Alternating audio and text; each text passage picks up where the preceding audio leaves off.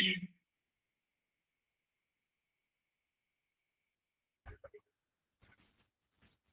morning, all.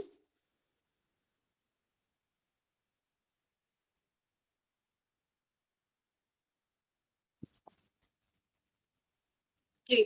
നമുക്ക് class start ചെയ്യാം. ഇപ്പൊ നമ്മൾ ICU എന്ന് പറഞ്ഞ ചാപ്റ്റർ ആണ് എടുത്തുകൊണ്ടിരിക്കുന്നത്. അതില് ICUലെ മെയിൻ ആയിട്ടുള്ള സ്ട്രക്ചറിലായിട്ട് നമ്മൾ 2 യൂണിറ്റ്സുകളാണ് പഠിച്ചത്, ഓപ്പൺ യൂണിറ്റും ക്ലോസ്ഡ് യൂണിറ്റും. ഓക്കെ, ഇനി നമ്മൾ നെക്സ്റ്റ് എടുക്കുന്നത് സ്റ്റാഫിങ്ങിനെ കുറിച്ചാണ്. ഒരു ICU എന്ന് പറയുന്നത് നമ്മൾ പറഞ്ഞു ക്രിട്ടിക്കൽ ആയിട്ടുള്ള പേഷ്യൻസ് ആണ് ICU നമ്മൾ കെയർ ചെയ്യുന്നത്.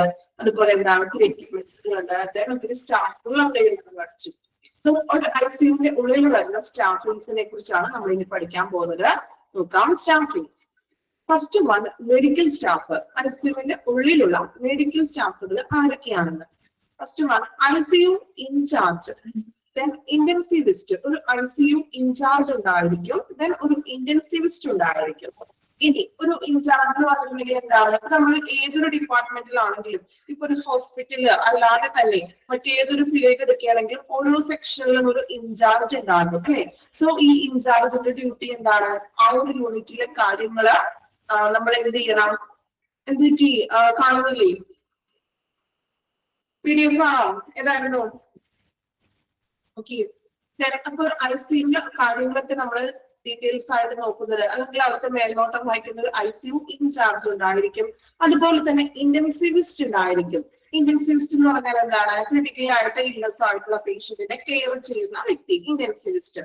Then resident doctors, senior and junior doctors ഉണ്ടാവും. ICUവിന്റെ ഉള്ളിൽ തന്നെ സ്പെഷ്യലിസ്റ്റ് ആയിട്ടുള്ള ഡോക്ടേഴ്സുകൾ, അത് സീനിയർ ഡോക്ടേഴ്സും ഉണ്ടാകും, ജൂനിയർ ഡോക്ടേഴ്സ് ഉണ്ടാകും.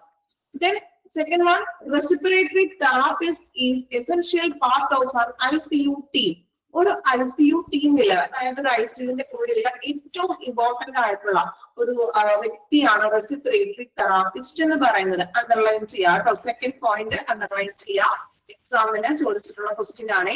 Respiratory therapist is essential part of an ICU team. ഒരു ICU ടീമില്, അതായത് ഇതുപോലെ മെഡിക്കൽ സ്റ്റാഫുകളും ഡോക്ടേഴ്സും ഇതെല്ലാം ഉൾപ്പെടുന്ന ഒരു ICU ടീമില്ല ഏറ്റവും ഇമ്പോർട്ടന്റ് ആയിട്ടുള്ള എസെൻഷ്യൽ ആയിട്ടുള്ള ഒരു വ്യക്തിയാണ് റെസ്പിറേറ്ററി തെറാപ്പിസ്റ്റ് എന്ന് പറയുന്നത്. ഇനി ആരാണ് റെസ്പിറേറ്ററി തെറാപ്പിസ്റ്റ് എന്ന് പറഞ്ഞിട്ടുണ്ടെങ്കിൽ, റെസ്പിറേറ്ററി തെറാപ്പിസ്റ്റ് അറിയോ എന്താ റെസ്പിറേറ്ററി തെറാപ്പിസ്റ്റ് എന്ന്? അതായത് ഹെൽത്ത് കെയർ പ്രൊഫഷണൽ തന്നെയാണ്, സ്പെഷ്യലൈസ്ഡ് ആയിട്ട് ഇപ്പോ റെസ്പിറേറ്ററി പ്രോബ്ലംസ് മാനേജ്മെന്റ് ചെയ്യുന്നു.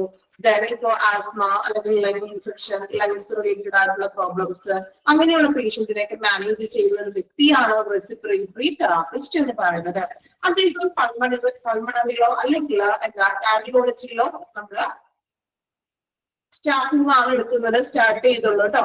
ഓക്കെ, ഇപ്പൊ പൾമണറിലോ അല്ലെങ്കിൽ കാർഡിയോ വിഭാഗത്തിലോ എന്നിവയില് ഒരു മെഡിസിൻ പ്രത്യേക പരിശീലനം നേടിയിട്ടുള്ള ഒരു വ്യക്തിയാണ് റെസ്പിറേറ്ററി തെറാപ്പിസ്റ്റ് എന്ന് പറയുന്നത്. ഓക്കെ, അണ്ടർലൈൻ ചെയ്തോ സെക്കൻഡ് പോയിന്റ്? ഓക്കെ, മൂന്നാമതായിട്ട് പറയുന്നത് നഴ്സിംഗ് സ്റ്റാഫ്. ഒരു ICUവിന്റെ ഉള്ളിലുള്ള നഴ്സിംഗ് സ്റ്റാഫുകൾ ആരൊക്കെയാണെന്ന്. Highly trained and above average competence. Highly trained ആയിട്ടുള്ള എക്സ്പീരിയൻസ്ഡ് ആയിട്ടുള്ള മെഡിക്കൽ സ്റ്റാഫുകളും ഉണ്ടാകും. അതുപോലെ തന്നെ എബവ് ആവറേജിനേക്കാൾ മുകളിലുള്ള നഴ്സിംഗ് സ്റ്റാഫുകളും. ഒട്ടും തന്നെ തീരെ എക്സ്പീരിയൻസ് ഇല്ലാത്ത സ്റ്റാഫുകളൊന്നും ICUവിൽ ഉണ്ടായിരിക്കില്ല. കാരണം എന്തുകൊണ്ടാണ്, മോസ്റ്റ് ക്രിട്ടിക്കൽ പേഷ്യൻസ് ആണ്, അവരെ ഹാൻഡിൽ ചെയ്യണമെങ്കിൽ നമുക്ക് എക്സ്പീരിയൻസ് കൂടിയേ തീരും. So average above average competence ഉള്ള മെഡിക്കൽ നഴ്സിംഗ് സ്റ്റാഫുകളും ഹൈലി ട്രെയിൻഡ് ആയിട്ടുള്ള ICUവിൽ നിന്ന് എക്സ്പീരിയൻസ്ഡ് ആയിട്ടുള്ള നഴ്സിംഗ് സ്റ്റാഫുകളാണ് നഴ്സിംഗ് സ്റ്റാഫിൽ വരുന്നത്. Then recommended nurse patient ratio 1:1 or 1:2.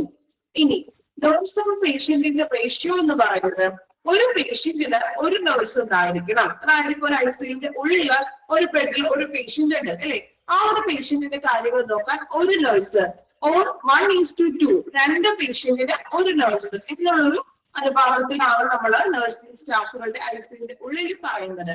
ഒരു പേഷ്യന്റിന് ഒരു നഴ്സ് ഉണ്ടായിരിക്കണം, അല്ലെങ്കിൽ 2 പേഷ്യന്റിന് വേണ്ടി ഒരു നഴ്സിന്റെ അസിസ്റ്റന്റ് ഉണ്ടായിരിക്കണം. Okay, then next one auxiliary personal. എന്താ ഓക്സിലറി എന്ന് പറഞ്ഞിട്ടുണ്ടെങ്കിൽ, ഓക്സിലറി മീൻസ് എന്താ? ഓക്സിലറി എന്ന് പറഞ്ഞാൽ നമ്മൾ ഇംഗ്ലീഷിൽ പഠിച്ചിട്ടില്ലേ ഓക്സിലറി വെർബ്? എന്താ ഓക്സിലറി എന്ന് പറയുന്നത്? സഹായകമായിട്ട്, അതായത് ഈ നഴ്സിംഗ് സ്റ്റാഫിനും ഡോക്ടേഴ്സിനും ഹെൽപ്പിംഗ് ആയിട്ടുള്ള മറ്റു വ്യക്തികൾ ആരൊക്കെയാണെന്ന്. ICU ടെക്നീഷ്യൻസ്, ICUലെ ടെക്നീഷ്യൻസ് നമ്മൾ പറഞ്ഞു ഇവിടെ ഒരുപാട് എക്യുപ്മെന്റ്സുള്ള കാര്യങ്ങളൊക്കെ ഉണ്ട് അല്ലെ. അപ്പൊ അതൊക്കെ നമ്മുടെ എക്യുപ്മെന്റ്സുകളൊക്കെ കൈകാര്യം ചെയ്യുന്ന ICU technicians. Then nursing aids, അതായത് നഴ്സിംഗ് അസിസ്റ്റൻസുകൾ, വാർഡ് ബോയ്സ്, ഫീമെയിൽ അറ്റൻഡൻസ്, അങ്ങനെയുള്ള അറ്റൻഡേഴ്സ്, അങ്ങനെയുള്ള ആളുകൾ, അതായത് അസിസ്റ്റന്റ് ആയിട്ടുള്ളത് നഴ്സിംഗിന്റെ അസിസ്റ്റൻസുകൾ. ആൻഡ് സ്ലീപ്പേഴ്സ്, ക്ലീൻ ചെയ്യുന്ന ICUവിന്റെ ഉള്ളില് ക്ലീൻ ചെയ്യുന്ന വ്യക്തികൾ, സ്ലീപ്പേഴ്സ്. അപ്പൊ ഇത്രയും പേരാണ് ശരിക്കും ഒരു ICUവിന്റെ ഉള്ളിൽ വരുന്ന സ്റ്റാഫുകൾ എന്ന് പറയുന്നത്. അപ്പോ നമുക്ക് നോക്കുമ്പോൾ അറിയാൻ പറ്റും, ഒന്നോ രണ്ടോ സ്റ്റാഫുകളല്ല, ഡോക്ടേഴ്സ് ഉണ്ട്, റെസ്പിറേറ്ററി തെറാപ്പിസ്റ്റ് ഉണ്ട്, ഒരു ICU ഇൻചാർജ് ഉണ്ട്, നഴ്സിംഗ് സ്റ്റാഫുകൾ ഉണ്ട്, ദെൻ ഓക്സിലറി ആയിട്ടുള്ള പേഴ്സണൽസ് ഉണ്ട്. ഓക്കെ, ഇത്രയും പേരാണ് ICUവിലെ സ്റ്റാഫിംഗ് ടീം എന്ന് പറയുന്നത്. ഓക്കെ, ഒരു പ്രാവശ്യം വായിച്ചു നോക്കാം സ്റ്റാഫിംഗ്. അതിൽ രണ്ടാമത്തെ പോയിന്റ് നമ്മൾ അണ്ടർലൈൻ ചെയ്തിട്ടുണ്ട്. റെസ്പിറേറ്ററി തെറാപ്പിസ്റ്റ് ആണ് ഒരു ICUവിലെ എസെൻഷ്യൽ പാർട്ട് എന്ന് പറയുന്നത്. ഇനി ഒന്ന് വായിച്ചു നോക്കാം, മനസ്സിലാക്കി വായിക്കാം. എവിടെയെങ്കിലും ഡൗട്ട് ഉണ്ടെങ്കിൽ വായിച്ചതിന് ശേഷം ചോദിക്കാം.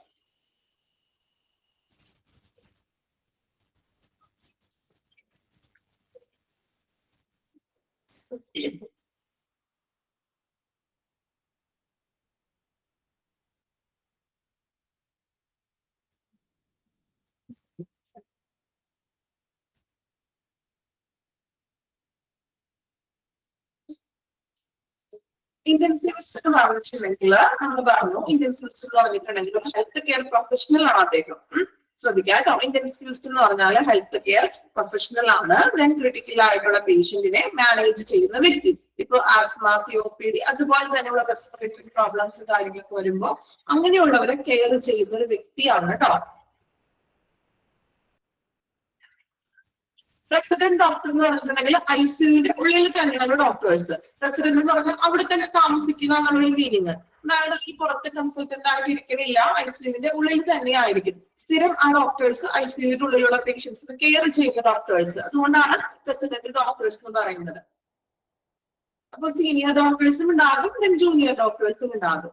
അപ്പൊ സീനിയറിനാണെങ്കിലും ജൂനിയറിനാണെങ്കിലും ഓരോ ഡ്യൂട്ടീസ് അസൈൻ ചെയ്തിട്ടുണ്ട്. അതുകൊണ്ടാണ് റെസിഡന്റ് എന്ന് പറഞ്ഞിട്ടുണ്ടെങ്കിൽ അവിടെ തന്നെയാണ് അവർ, ICU അതിന്റെ ഉള്ളിൽ തന്നെയായിരിക്കും ഈ ഡോക്ടേഴ്സ്.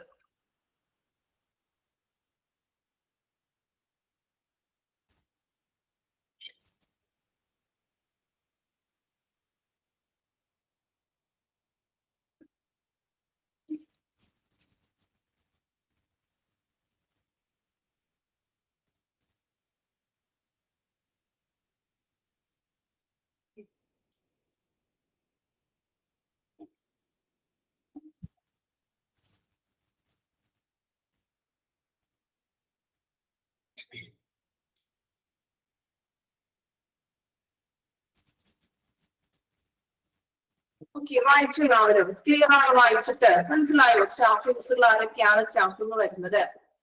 ഓക്കെ, ഇനി നമുക്ക് അടുത്ത സെക്ഷൻ നോക്കാം. അടുത്തൊരു വ്യക്തിയെ കുറിച്ചാണ് നമ്മൾ പഠിക്കാൻ പോകുന്നത്. Registrar in ICU. ICUല് രജിസ്ട്രാർ എന്ന് പറയുന്ന ഒരു വ്യക്തിയെ കുറിച്ചാണ് ഇനി നമ്മൾ പഠിക്കാൻ പോകുന്നത്. നോക്കാം, അദ്ദേഹത്തെ കുറിച്ച് കുറച്ച് പോയിന്റ്സുകളാണ്, ശ്രദ്ധിച്ചു നോക്കണം. One senior resident who becomes registrar post MD will always be on duty. He or she can be consultant later after a few years of attaining experience. നോക്കാം, നിങ്ങൾക്ക് ചിലപ്പോൾ വായിച്ചിട്ടുണ്ടെങ്കിൽ കുറച്ച് കൺഫ്യൂഷൻ വരുന്ന ഒരു സെന്റൻസ് ആണ്. നോക്കാം, ICUവിൽ ഒരു രജിസ്ട്രാർ എന്ന് പറയുന്ന വ്യക്തി സീനിയർ റെസിഡന്റ് ആണ്. റെസിഡന്റ് എന്ന് പറഞ്ഞാൽ അറിയാലോ, ICUവിൽ തന്നെയുള്ള ഒരു വ്യക്തിയാണ്. സീനിയർ റെസിഡന്റ് ആയിരിക്കും, ദെൻ പോസ്റ്റ് MD കഴിഞ്ഞിട്ടുള്ള ഒരു വ്യക്തിയാണ്. അപ്പോ ഏകദേശം പറയുകയാണെങ്കിൽ അദ്ദേഹം ഡോക്ടർ തന്നെയാണ്, ഇന്റൻസിവിസ്റ്റ് സ്പെഷ്യലിസ്റ്റ് തന്നെയാണ്. ചിലപ്പോൾ മേ ബി പോസ്റ്റ് MDക്ക് ശേഷം, അതായത് മെഡിസിൻ ഒക്കെ നമ്മൾ കഴിഞ്ഞു, പോസ്റ്റ് MD എടുത്തു. ഇപ്പൊ പോസ്റ്റ് MD എന്ന് പറഞ്ഞാൽ ഏതെങ്കിലും സ്പെഷ്യലൈസ് ആയിട്ടുള്ള, ഇപ്പൊ ക്രിട്ടിക്കൽ കെയറിലായിരിക്കാം സ്പെഷ്യലൈസ് എടുത്തിരിക്കുന്നത്. അതുകൊണ്ടാണ് അദ്ദേഹത്തിന് ഡ്യൂട്ടി കിട്ടുന്നത്. സോ പോസ്റ്റ് MD എടുത്തിട്ടുള്ള ഏതെങ്കിലും ഒരു വ്യക്തി അല്ലെങ്കിൽ ഒരു നഴ്സ്, അതായത് സോറി ഡോക്ടേഴ്സ് തന്നെയാണ്, ഡോക്ടറാണ്, ഒരു ഡോക്ടറാണ്. Specialised training for critically illness പേഷ്യൻസിന് വേണ്ടിയിട്ട് സ്പെഷ്യലൈസ്ഡ് ആയിട്ടുള്ള പോസ്റ്റ് MD എടുത്തിട്ടുള്ള ഒരു വ്യക്തി. ചിലപ്പോൾ അദ്ദേഹം കൺസൾട്ടന്റിന് ഇരിക്കാതെ തന്നെ പോസ്റ്റ് MDക്ക് ശേഷം ഡയറക്റ്റ് ആയിട്ട് ICUവിലാണ് അദ്ദേഹം വർക്ക് ചെയ്യുന്നത്. ICUലുള്ള ഇന്റൻസീവ് കെയറിലുള്ള പേഷ്യൻസിനെയാണ് അദ്ദേഹം ട്രീറ്റ് ചെയ്യുന്നത്. So will always be on duty. അദ്ദേഹം എപ്പോഴും ഡ്യൂട്ടിയിലായിരിക്കും. He or she can be consultant after later few years of attaining experience. അപ്പോൾ പോസ്റ്റ് എംഡിക്ക് ശേഷമാണ് ഇദ്ദേഹം ICUയിൽ ചാർജ് ചെയ്യുന്നത്. സോ അദ്ദേഹത്തിന് ഇത്രയും വർഷത്തെ എക്സ്പീരിയൻസ് ICUയിലുള്ള പേഷ്യൻസിന് അവർക്ക് ഡേ ടു ഡേ പ്രൊസീജിയേഴ്സും കാര്യങ്ങളും മാനേജ് ചെയ്യുന്നത്, പേഷ്യൻസിനെ കെയർ ചെയ്യുന്നതും ഇങ്ങനെ പേഷ്യൻസിനുള്ള ട്രീറ്റ്മെന്റ് ഒക്കെ കൊടുക്കുന്നത് ഇദ്ദേഹമാണ്. പോസ്റ്റ് എംഡി കഴിഞ്ഞ ഉടനെ തന്നെ അദ്ദേഹം ജോയിൻ ചെയ്തിരിക്കുന്നത് ICUയിലാണ്. സോ കുറെ വർഷങ്ങൾക്ക് ശേഷം ആ എക്സ്പീരിയൻസിലൂടെ അദ്ദേഹത്തിന് പുറത്ത് കൺസൾട്ടന്റ് ആയിട്ട് പ്രവർത്തിക്കാണ്. Okay, shift duties of senior and junior staff 12 hours duty. ഇനി ഓരോ ഡോക്ടേഴ്സിന്റെയും ICUയിൽ നമ്മൾ പറഞ്ഞു സീനിയർ ഉണ്ടാകും, ജൂനിയർ സ്റ്റാഫുകളും ഉണ്ടാകും. ഈ രണ്ട് സ്റ്റാഫുകളുടെയും വർക്കിംഗ് അവേഴ്സ് എന്ന് പറഞ്ഞിട്ടുണ്ടെങ്കിൽ 12 hours ഡ്യൂട്ടി ആണ്. 12 മണിക്കൂറാണ് ICUയിലെ സ്റ്റാഫുകളുടെ ഡ്യൂട്ടി ടൈം എന്ന് പറയുന്നത്. ഓക്കെ, രജിസ്ട്രാർ ആരാണെന്ന് ക്ലിയർ ആണോ? ഒന്നും പറയണോ? രജിസ്ട്രാർ മനസ്സിലാകാത്തവരുണ്ടോ? റിപ്പീറ്റ് ചെയ്യണോ രജിസ്ട്രാറിനെ കുറിച്ച്? റിപ്പീറ്റ് ചെയ്യണോ? ഒന്നുകൂടെ പറയാം. ഓക്കെ, ICUയിലെ രജിസ്ട്രാർ എന്ന് പറയുന്നത് അദ്ദേഹം ഡോക്ടർ തന്നെയാണ്. ഈ doctor specialised in training intensive care patient. അതായത് പോസ്റ്റ് എംഡി കഴിഞ്ഞിട്ടുള്ള മെഡിസിൻ ഒക്കെ കഴിഞ്ഞ് അതിന്റെ പോസ്റ്റ് എംഡിയിൽ സ്പെഷ്യലൈസ് ആയിട്ട് ചിലപ്പോൾ അദ്ദേഹം എന്താണ് ക്രിട്ടിക്കൽ പേഷ്യൻസിനെയൊക്കെ ആയിരിക്കും അതിനുള്ള ഇന്റൻസീവിസ്റ്റ് അല്ലെങ്കിൽ ഇന്റൻസീവ് കെയർ ആയിട്ടുള്ള ഏതെങ്കിലും ഒരു ഇതിൽ നമ്മള് എന്താ പറയാ പോസ്റ്റ് ഗ്രാജുവേഷൻ ചെയ്യില്ല, നമ്മൾ സ്പെഷ്യലൈസ്ഡ് ആയിട്ടുള്ളത് എടുക്കുന്നതാണ് പോസ്റ്റ് ഗ്രാജുവേറ്റ് ചെയ്യുന്നത്. സോ പോസ്റ്റ് എംഡിയില് അദ്ദേഹം ചിലപ്പോൾ എന്താണ് സ്പെഷ്യലൈസ്ഡ് കെയറിന് വേണ്ടി ഇന്റൻസീവ് കെയർ ആയിരിക്കും എടുത്തിരിക്കുന്നത്. സോ പോസ്റ്റ് എംഡി കഴിഞ്ഞതിന് ശേഷം അദ്ദേഹം ഡയറക്ട്ലി ICUയിലാണ് വർക്ക് ചെയ്യുന്നത്. സോ അത്രയും എക്സ്പീരിയൻസ് കൊണ്ട് അദ്ദേഹത്തിന് പിന്നീട് കൺസൾട്ടന്റ് ആയിട്ടും ഇരിക്കാവുന്നത്. സോ ICUയിലെ പേഷ്യൻസിന്റെ ഡേ ടു ഡേ കെയറുകൾ കൊടുക്കുന്നതും ദെൻ പേഷ്യന്റിനെ മാനേജ് ചെയ്യുന്നതും അവർക്ക് ട്രീറ്റ്മെന്റ്സ് ഒക്കെ കൊടുക്കുന്നതും ഇനിഷ്യേറ്റ് ചെയ്യുന്നതും ഇദ്ദേഹമാണ്. സീനിയർ റെസിഡന്റ് ആയിരിക്കും. സീനിയർ റെസിഡന്റ് ആണ് ICU രജിസ്ട്രാർ എന്ന് പറയുന്നത്. ക്ലിയർ ആണോ? അത്രയും കാര്യം ഓർത്ത് വയ്ക്കുക, ഒരുപാട് കൺഫ്യൂഷൻ ഒന്നും ആക്കണ്ട. സീനിയർ റെസിഡന്റ് ആണ് ICU രജിസ്ട്രാർ. പോസ്റ്റ് എംഡി കഴിഞ്ഞിട്ട് അദ്ദേഹം എന്ത് ചെയ്യുന്നു? ICUയിലെ പേഷ്യൻസിനെ നോക്കുന്നു, പേഷ്യൻസിന് ട്രീറ്റ്മെന്റ്സ് ഒക്കെ കൊടുക്കുന്നു. ദെൻ ഇത്രയും വർഷത്തെ എക്സ്പീരിയൻസ് കൊണ്ട് അദ്ദേഹത്തിന് പിന്നീട് കൺസൾട്ടന്റ് ആയിട്ട് പ്രവർത്തിക്കാവുന്നത്. ICUയുടെ ഉള്ളിൽ മാത്രമല്ല പുറമേ ആയിട്ടുണ്ടെങ്കിലും കൺസൾട്ടന്റ് ആയിട്ട് പ്രവർത്തിക്കാം. ഓക്കെ, അത്രയും കാര്യങ്ങൾ ആലോചിച്ച് വെക്കാം. പിന്നെ പറയുന്നത് സെക്കൻഡ് പോയിന്റിൽ എന്തായിരുന്നു? Senior and junior staff. Senior സ്റ്റാഫിന്റെ ആണെങ്കിലും ജൂനിയർ സ്റ്റാഫുകളുടെ ആണെങ്കിലും ICUയിലെ ഡ്യൂട്ടി ടൈം എന്ന് പറയുന്നത് 12 hours ആയിരിക്കും. ഓക്കെ, മൂന്നാമത്തെ പോയിന്റ് നോക്കാം. The senior resident has the right to start and perform emergency treatment, which may be inevitable without permission. Later consultant must be informed. നമ്മൾ പറഞ്ഞു ഈ സീനിയർ റെസിഡന്റിന് പേഷ്യന്റിന്റെ ഒരു എമർജൻസി ട്രീറ്റ്മെന്റ് സ്റ്റാർട്ട് ചെയ്യാനായിട്ടുള്ള റൈറ്റ് ഉണ്ട്, അധികാരമുണ്ട്. ഇനി അതാണ് സീനിയർ റെസിഡന്റ് എന്ന് പറയുന്നത്. ആരാ സീനിയർ റെസിഡന്റ്? നമ്മളിപ്പോ പറഞ്ഞ വ്യക്തി തന്നെ. സീനിയർ റെസിഡന്റ് എന്ന് പറയുന്നത് ആരാണ്? ICU രജിസ്ട്രാർ ആണ്, അല്ലെ? സോ ഈ രജിസ്ട്രാറിന് എമർജൻസി ട്രീറ്റ്മെന്റ് സ്റ്റാർട്ട് ചെയ്യാനായിട്ടുള്ള റൈറ്റ് ഉണ്ട്, അവകാശമുണ്ടെന്ന്. കാരണം എന്താണ്? അദ്ദേഹത്തിന് ഇത്രയും നാളത്തെ എക്സ്പീരിയൻസ് ഉണ്ട്, അല്ലേ? സോ ഒരു എമർജൻസി കേസ് വന്നാല് ആ പേഷ്യന്റിന് എമർജൻസി ആയിട്ടുള്ള ട്രീറ്റ്മെന്റ് സ്റ്റാർട്ട് ചെയ്യാനായിട്ടുള്ള റൈറ്റ് ഇദ്ദേഹത്തിനുണ്ട്, സീനിയർ റെസിഡന്റിനുണ്ട്. ദെൻ ഇദ്ദേഹത്തിന് മറ്റുള്ളവരുടെ അനുവാദമൊന്നും ചോദിക്കാതെ തന്നെ വിതൗട്ട് പെർമിഷൻ, അനുവാദമൊന്നും വേണ്ട, എമർജൻസി ആയിട്ട് കൊടുക്കേണ്ട ട്രീറ്റ്മെന്റ് സീനിയർ റെസിഡന്റിന് സ്റ്റാർട്ട് ചെയ്യാം. Then later consultant must be informed. Then നമുക്ക് ആ പേഷ്യന്റിനെ നോക്കുന്ന ഇപ്പൊ ഫിസിഷ്യനോ മറ്റു ഡോക്ടേഴ്സ് ഉണ്ടെങ്കിൽ അവരോട് ഇൻഫോം ചെയ്യാം. ട്രീറ്റ്മെന്റ്സ് ഒക്കെ കൊടുക്കുക, then അവരോടൊന്ന് ഇൻഫോം ചെയ്യുക മാത്രം മതി, അല്ലാതെ അനുവാദം വാങ്ങിക്കാനൊന്നും നിൽക്കേണ്ട. ഓക്കെ, ക്ലിയർ ആണോ? സീനിയർ റെസിഡന്റിനെ കുറിച്ചാണ് പറയുന്നത്. ഓക്കെ, ഇത് വായിച്ചു നോക്കി. Registrar in ICU.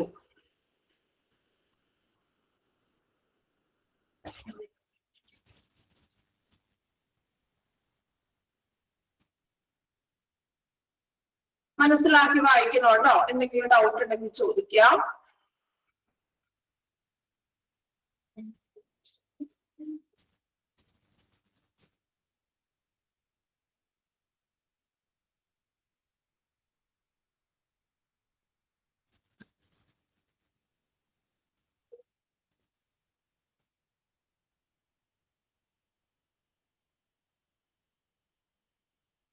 കംപ്ലീറ്റ് ചെയ്തോ? വായിച്ചു എല്ലാവരും? സ്റ്റാഫിങ്ങിൽ പറയുന്ന സ്റ്റാഫിംഗ് ആണോ? ഞാൻ സ്റ്റാഫിംഗ് റിപ്പീറ്റ് ചെയ്യാം കേട്ടോ. ലാസ്റ്റ് വൺ ഒന്നുകൂടി റിപ്പീറ്റ് ചെയ്യാം. മതിയോ? ഓക്കെ. ലക്ഷ്മിക്ക് എന്താ ലൈറ്റ് ആയിട്ട് വന്നവർ കുറച്ച് പേരുണ്ടാകും. ലാസ്റ്റ് വൺ ഒന്ന് റിപ്പീറ്റ് ചെയ്യാം കേട്ടോ. ഇപ്പൊ നമ്മൾ പറഞ്ഞിട്ടുണ്ടെങ്കിൽ വീണ്ടും എന്റെ ഫ്ലോ അങ്ങോട്ട് വിട്ടുപോകും. നമ്മൾ ആ ഒരു എന്താ പറയാ ഓരോ ഏരിയയും കവർ ചെയ്ത് വരികയാണല്ലോ. റിപ്പീറ്റ് ചെയ്യാം കേട്ടോ. ഓക്കെ. അപ്പൊ രജിസ്ട്രാർ ഇൻ ICU ആരാണ്? അദ്ദേഹത്തിന്റെ ഡ്യൂട്ടി എന്താണെന്നൊക്കെ ക്ലിയർ ആയി. ഇനി next one junior resident in ICU. Senior resident ആണ് നമ്മൾ പഠിച്ചത്. Post MD registrar. Post MD എന്ന് പറഞ്ഞാൽ നമ്മളിപ്പോ PG ചെയ്യുമല്ലോ, അതുപോലെ തന്നെ മെഡിസിൻ കഴിഞ്ഞിട്ട് ഒരു ഏതെങ്കിലും സ്പെഷ്യലിസ്റ്റ് ആയിട്ടുള്ള ഒന്നില് മെഡിസിൻ പോസ്റ്റ് MD ചെയ്യുന്നതാണ്. അപ്പൊ രജിസ്ട്രാർ ഇൻ ICU എന്ന് പറയുമ്പോൾ അദ്ദേഹം എന്തായാലും പോസ്റ്റ് MD എടുത്തിരിക്കുന്നത് സ്പെഷ്യലിസ്റ്റ് ആയിട്ടുള്ള ഇന്റൻസിവിസ്റ്റ് കെയറിലായിരിക്കും, അല്ലെങ്കിൽ ക്രിട്ടിക്കലി പേഷ്യൻസിന് വേണ്ടിയിട്ടുള്ള ഇതിലായിരിക്കും പോസ്റ്റ് MD ചെയ്തിരിക്കുന്നത്. Okay. Junior resident in ICU. അടുത്ത് നമ്മൾ നോക്കുന്നത് ജൂനിയർ റെസിഡന്റ് ആണ്. നമ്മൾ പറഞ്ഞു ICUള്ള രണ്ട് വ്യക്തികൾ ഉണ്ടാകും, ജൂനിയർ ഡോക്ടേഴ്സ് ഉണ്ടാവാം, സീനിയർ ഉണ്ടാകാം. സോ സീനിയർ റെസിഡന്റ് ആണ് നമ്മളിപ്പോ പഠിച്ചത്. രജിസ്ട്രാർ എന്നാണ് അദ്ദേഹം അറിയപ്പെടുന്നത്. ഇനി അടുത്തതാണ് junior resident in ICU. One doctor in training during post graduation will be on duty in unit day and night. അതായത് ഒരു പോസ്റ്റ് ഗ്രാജുവേഷൻ ചെയ്തുകൊണ്ടിരിക്കുന്ന ഒരു ജൂനിയർ ഡോക്ടർ ട്രെയിനി ICUയുടെ ഉള്ളിൽ ഉണ്ടായിരിക്കും. Will be on duty in unit day and night. ഡേയിലാണെങ്കിലും നൈറ്റിലാണെങ്കിലും ഒരു ജൂനിയർ റെസിഡന്റ് ICUയുടെ ഉള്ളിൽ ഉണ്ടായിരിക്കും. അദ്ദേഹം ഡ്യൂറിംഗ് പോസ്റ്റ് ഗ്രാജുവേഷൻ ചെയ്തുകൊണ്ടിരിക്കുന്ന ഒരു ജൂനിയർ ഡോക്ടർ, അദ്ദേഹം നൈറ്റിലാണെങ്കിലും ഡേയിലാണെങ്കിലും ഫുൾ ടൈം ICUയിൽ ഉണ്ടായിരിക്കും. അദ്ദേഹത്തിന്റെ ഡ്യൂട്ടി എന്ന് പറയുന്നത് the duty would include keeping patients' records while in ICU and preparing summaries. ICUയിൽ കിടക്കുന്ന പേഷ്യൻസിന്റെ റെക്കോർഡ്സുകൾ കീപ്പ് ചെയ്യണം, അതുപോലെ തന്നെ പേഷ്യൻസിന്റെ സമ്മറി തയ്യാറാക്കണം. എന്താ സമ്മറി എന്ന് പറയുന്നത്? പേഷ്യൻസിന് ഡോക്ടേഴ്സ് കൊടുക്കുന്ന മെഡിസിൻസുകളും അവരുടെ ട്രീറ്റ്മെന്റ്സുകളും കാര്യങ്ങളൊക്കെ അടങ്ങുന്ന ഒരു സമ്മറി തയ്യാറാക്കുക. ട്രീറ്റ്മെന്റ്സ് ഒന്നും കൊടുക്കണ്ട, ബാക്കി പേഷ്യൻസിന്റെ റെക്കോർഡ്സുകൾ കീപ്പ് ചെയ്യണം, ഞാൻ പേഷ്യൻസിന്റെ സമ്മറി തയ്യാറാക്കാം. ഇതാണ് ജൂനിയർ റെസിഡന്റിന്റെ ഡ്യൂട്ടി എന്ന് പറയുന്നത്. ക്ലിയർ ആണോ? സീനിയർ റെസിഡന്റ് ആണ് ട്രീറ്റ്മെന്റ്സും കാര്യങ്ങളും ഇനിഷ്യേറ്റ് ചെയ്യുന്നത്. ജൂനിയർ എന്ത് ചെയ്യണം? പേഷ്യൻസിന്റെ റെക്കോർഡ് തയ്യാറാക്കുക, അതിന് സമ്മറി തയ്യാറാക്കുക. രണ്ട് കാര്യങ്ങൾ പറയാനുള്ളൂ. പോസ്റ്റ് ഗ്രാജുവേഷൻ ചെയ്തുകൊണ്ടിരിക്കുന്ന വ്യക്തിയാണ്, ഡെയിലും നൈറ്റും ഷിഫ്റ്റ് ഉണ്ടായിരിക്കും. പേഷ്യൻസിന്റെ റെക്കോർഡ് കീപ്പ് ചെയ്യാം, സമ്മറി തയ്യാറാക്കുക. ഓക്കെ. പെട്ടെന്ന് വായിച്ചു നോക്കിയോ? പെട്ടെന്ന് വായിക്കാം. Junior resident in ICU.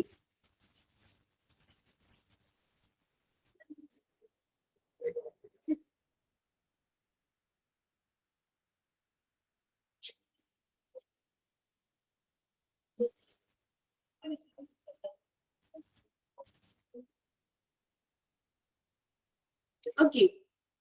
അപ്പോ നെക്സ്റ്റ് സെക്ഷൻ ആണ് ICU അഡ്മിഷൻ ക്രൈറ്റീരിയ. ICUയിലോട്ടുള്ള പ്രവേശനത്തിന്റെ മാനദണ്ഡങ്ങൾ, ക്രൈറ്റീരിയാസ് എങ്ങനെയാണെന്ന്. To optimise ICU resources and enhance outcomes. അല്ലെ, മാക്സിമം ICU റിസോഴ്സസുകൾ ഒപ്റ്റിമൈസ് ചെയ്യാണ്, അതുപോലെ തന്നെ അതിനുള്ള മികച്ച ഫലങ്ങൾ ഉണ്ടാകണം. അതായത് ഒരു പേഷ്യന്റ് ICUയിൽ അഡ്മിറ്റ് ചെയ്തിട്ടുണ്ടെങ്കിൽ അവിടെയുള്ള എല്ലാ റിസോഴ്സസുകളും ഉപയോഗപ്പെടുത്തി മാക്സിമം ആ പേഷ്യന്റിനെ നല്ലൊരു ഔട്ട്കംസിലോട്ട് എത്തിക്കുക. ഇതിന്റെ ഔട്ട്കംസ് എന്ന് പറയുന്നത് പേഷ്യന്റിനെ നോർമൽ അവസ്ഥയിലോട്ട് എത്തിക്കുകയാണ്. നമുക്ക് മാക്സിമം പരിചരണവും കെയറൊക്കെ കൊടുത്തുകൊണ്ട് നോർമലിലോട്ട് എത്തിക്കുക. ICU admission should be guided on the basis of combination of factors. ഇനി ഒരു പേഷ്യന്റിനെ നമ്മൾ ICUയിൽ അഡ്മിറ്റ് ചെയ്യുന്നതിനുള്ള ബേസിസ് ആയിട്ടുള്ള ഫാക്ടേഴ്സ് എന്തൊക്കെയാണെന്ന് ഒപ്റ്റിമൈസ് ചെയ്യാന്ന് വെച്ചാൽ എന്താണ്? നല്ല രീതിയിൽ നമുക്ക് അതിന് ഉപയോഗിക്കുകയാണ്. ICUയിലുള്ള റിസോഴ്സസിന് നല്ല രീതിയിൽ ഉപയോഗിക്കുകയാണ്, പേഷ്യൻസിന് വേണ്ടി കൊടുക്കുകയാണ്.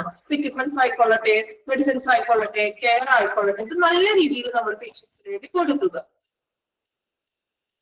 സോ ഇനി താഴെ പറയുന്ന പോയിന്റ്സുകൾ ശ്രദ്ധിക്കാം. എങ്ങനെയാണ് നമ്മൾ ഒരു പേഷ്യന്റിന് ICUയിലോട്ടുള്ള ഒരു അഡ്മിഷന് നമ്മൾ നോക്കുന്ന ഫാക്ടേഴ്സുകൾ? നമ്മൾ പറഞ്ഞു എല്ലാ അസുഖമായിട്ട് വരുന്ന പേഷ്യൻസിന് നമ്മൾ ICUയിൽ അഡ്മിറ്റ് ചെയ്യാറുണ്ടോ?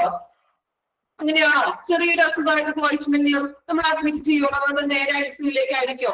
അല്ല, അല്ലേ? നമുക്ക് പേഷ്യന്റിന്റെ രോഗത്തിന്റെ അവസ്ഥ നോക്കിയിട്ടും മറ്റു ഫാക്ടേഴ്സ് ഒക്കെ നോക്കിക്കൊണ്ടാണ് നമ്മൾ ഒരു പേഷ്യന്റിനെ ICUലേക്ക് അഡ്മിറ്റ് ചെയ്യുന്നത്. സോ ആ നമ്മൾ നോക്കുന്ന ഫാക്ടേഴ്സുകളാണ് ഇനി താഴെ പറയുന്നത് പോയിന്റ്സുകൾ. ഏതൊക്കെ ഫാക്ടേഴ്സിന്റെ അടിസ്ഥാനത്തിലാണ് നമ്മൾ ഒരു പേഷ്യന്റിനെ ICUയിൽ അഡ്മിറ്റ് ചെയ്യുന്നത്? Okay, first one, prioritization in accordance with the patient's severity of illness. എന്താ സെവറിറ്റി എന്ന് പറഞ്ഞിട്ടുണ്ടെങ്കിൽ അസുഖത്തിന്റെ അല്ലെങ്കിൽ ഇൽനസിന്റെ ആ ഒരു കാഠിന്യം എന്നൊക്കെ നമ്മൾ പറയില്ലേ, എത്രത്തോളം തീവ്രതയുണ്ട്, കാഠിന്യം എന്നൊക്കെ പറയാം അല്ലെ. നമ്മൾ പറഞ്ഞു മോസ്റ്റ് ക്രിട്ടിക്കൽ ആയിട്ടുള്ള പേഷ്യൻസിനെയാണ് ICUയിൽ നമ്മൾ പ്രവേശിപ്പിക്കുന്നത് അല്ലെ. ക്രിട്ടിക്കൽ ആണോ, അസുഖത്തിന്റെ കാഠിന്യം എത്രത്തോളം ഉണ്ട്, ഇമ്മീഡിയറ്റ് കെയർ വേണോ അല്ലെങ്കിൽ ഇമ്മീഡിയറ്റ് ആയിട്ടുള്ള ട്രീറ്റ്മെന്റ്സ് ആവശ്യമാണ് എന്നുള്ളതിന്റെ അടിസ്ഥാനത്തിലാണ് നമ്മൾ ഒരു പേഷ്യന്റിനെ ICUയിൽ അഡ്മിറ്റ് ചെയ്യുന്നത്. അതാണ് ഫസ്റ്റ് ഫാക്ടർ എന്ന് പറയുന്നത്, prioritization in accordance with the patient's severity of illness. പേഷ്യന്റിന്റെ രോഗത്തിന്റെ തീവ്രതയ്ക്ക് അനുസരിച്ചിട്ട് പേഷ്യന്റിന് നമ്മൾ പ്രയോറിറ്റൈസേഷൻ കൊടുക്കും അല്ലെ. ഏത് പേഷ്യന്റിനാണോ ഏറ്റവും ഇപ്പം ക്രിട്ടിക്കൽ ആണ് അല്ലെങ്കിൽ ഇപ്പൊ തന്നെ നമുക്ക് ഇമ്മീഡിയറ്റ് ആയിട്ടുള്ള ട്രീറ്റ്മെന്റ്സ് കൊടുക്കണം, ബേസിക് ലൈഫ് സപ്പോർട്ട് വേണം എന്ന് നമുക്ക് രോഗത്തിന്റെ കാഠിന്യത്തെ അടിസ്ഥാനപ്പെടുത്തിയാണ് നമ്മൾ ICUയിൽ അഡ്മിഷൻ കൊടുക്കുന്നത്. ഓക്കെ, ഇതാണ് ഒന്നാമത്തെ ഫാക്ടർ എന്ന് പറയുന്നത്. ഇനി രണ്ടാമത്തെ factor, specific patient needs such as life supportive therapies. ഇതുപോലെ തന്നെ ലൈഫ് സപ്പോർട്ട് ആവശ്യമായിട്ടുള്ള പേഷ്യൻസ് ചിലപ്പോ നോർമലി ബ്രീത്ത് ചെയ്യാൻ പറ്റാത്ത ഒരു സിറ്റുവേഷനിലേക്ക് എത്തുക അല്ലെ. അപ്പൊ അവിടെ ഓക്സിജന്റെ സഹായം വേണം, ഓക്സിജൻ സിലിണ്ടർ വേണം, ചിലപ്പോ മറ്റ് ലൈഫ് സപ്പോർട്ട് ആവശ്യമായിട്ടുള്ള പേഷ്യൻസുകൾ, അങ്ങനെയുള്ള ഒരു സിറ്റുവേഷൻസിലും നമുക്ക് പേഷ്യന്റിനെ ICUയിൽ അഡ്മിറ്റ് ചെയ്യുന്നു. മൂന്നാമതായിട്ട് പറയുന്നത് ഡയഗ്നോസിസ്. എന്താ ഡയഗ്നോസിസ് എന്ന് പറഞ്ഞാൽ? ഡയഗ്നോസിസ് എന്ന് പറയുന്നത് നമ്മൾ ഡയഗ്നോസിസ് എന്ന് പറഞ്ഞാൽ എന്താ? രോഗനിർണയം അല്ലെ. രോഗം ഇതാണ്, ക്രിട്ടിക്കൽ ആണ്, ലാസ്റ്റ് സ്റ്റേജ് ഒക്കെ ആണ് എന്ന് കണ്ടെത്തി കഴിഞ്ഞാൽ നമുക്ക് എന്ത് ചെയ്യാം? ICUയിൽ അഡ്മിറ്റ് ചെയ്യാം. പ്രോഗ്നോസിസ് എന്ന് പറഞ്ഞാൽ എന്താ? പ്രോഗ്നോസിസ് രോഗത്തെ പ്രവചിക്കുക, പറയണയാണ് ഡോക്ടർ. ചിലപ്പോ ഡോക്ടറിന് ഒറ്റ നോട്ടത്തിൽ ടെസ്റ്റുകളുടെ ആവശ്യമൊന്നും വന്നില്ല, എന്താ ചില ഡോക്ടേഴ്സിനോട്ട് എക്സ്പീരിയൻസ് മൂലം സിംറ്റംസ് നോക്കിയിട്ട് അവർക്ക് മനസ്സിലാക്കാൻ പറ്റും ഇന്ന അസുഖമാണ് അല്ലെ.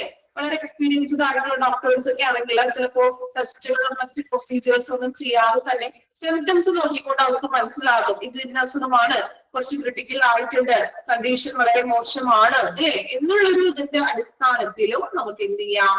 പേഷ്യന്റിനെ അഡ്മിറ്റ് ചെയ്യാം. ഓക്കെ, അപ്പൊ ഡയഗ്നോസിസ് രോഗനിർണയം, പ്രോഗ്നോസിസ് എന്ന് പറഞ്ഞാൽ പ്രവചിക്കുകയാണ്, സിംറ്റംസിന്റെ അടിസ്ഥാനത്തിൽ ഇന്നതാണ് അസുഖം എന്ന് പ്രവചിക്കുന്നത്. Okay, potential benefit from interventions. എന്താ ഇന്റർവെൻഷൻസ് എന്ന് പറഞ്ഞാല്? ഇന്റർവെൻഷൻസ് എന്ന് പറയുന്നത് എന്താ? ഇടപെടലുകള്. അതായത് നമ്മളിപ്പോ ഹോസ്പിറ്റലിൽ വന്നു, ട്രീറ്റ്മെന്റ്സുകൾ കൊടുത്തു, മറ്റെന്തെങ്കിലും പ്രൊസീജിയേഴ്സുകൾ എന്തെങ്കിലും സ്കാൻ ചെയ്തു, എക്സ്റേ ചെയ്തു, മറ്റെന്തെങ്കിലും പ്രൊസീജിയേഴ്സുകളൊക്കെ ചെയ്തതിന്റെ അടിസ്ഥാനത്തിലും നമുക്ക് എന്ത് ചെയ്യാം? ICUയിൽ അഡ്മിറ്റ് ചെയ്യാം.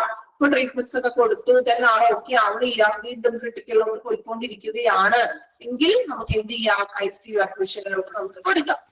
Then last one, bed availability.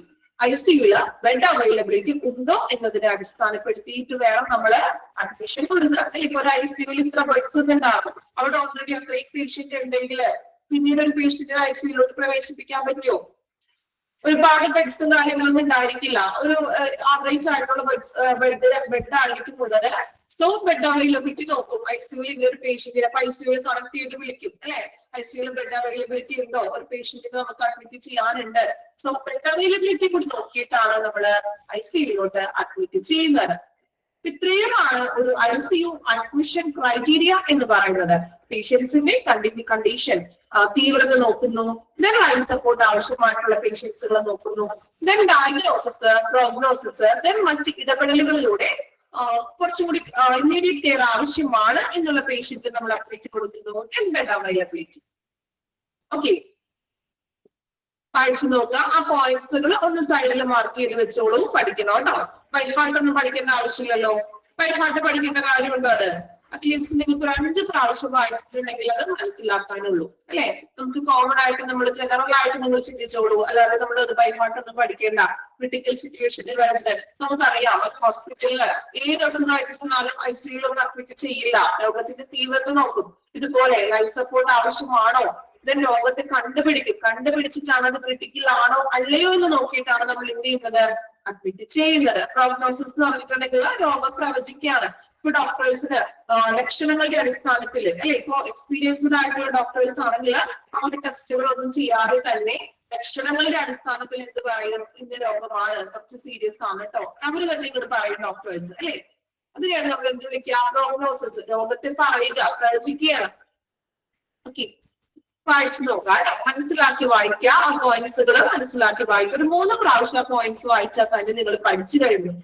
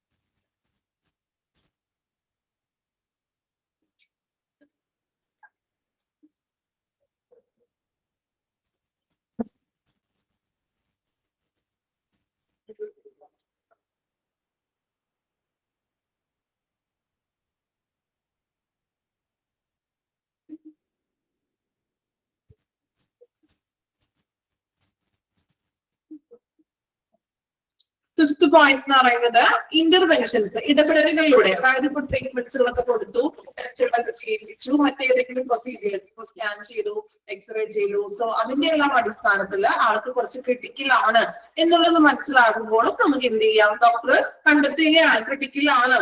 ഇടപെടലുകളൊക്കെ നടത്തി ട്രീറ്റ്മെന്റ്സ് ഒക്കെ കൊടുത്തതിന് ശേഷം ക്രിട്ടിക്കൽ ആണെന്ന് കണ്ടെത്തുകയാണെങ്കിൽ നമുക്ക് എന്ത് ചെയ്യാം, ICU അഡ്മിഷൻ ക്രൈറ്റീരിയയിൽ നമുക്ക് കൊടുക്കാം.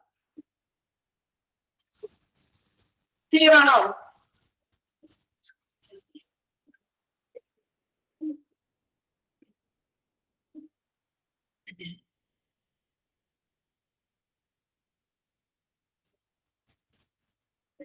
കംപ്ലീറ്റ് ചെയ്തോ? വായിച്ചില്ലാണല്ലോ. കംപ്ലീറ്റ് ചെയ്യാത്തവർ പെട്ടെന്ന് വായിച്ചോളൂ കേട്ടോ.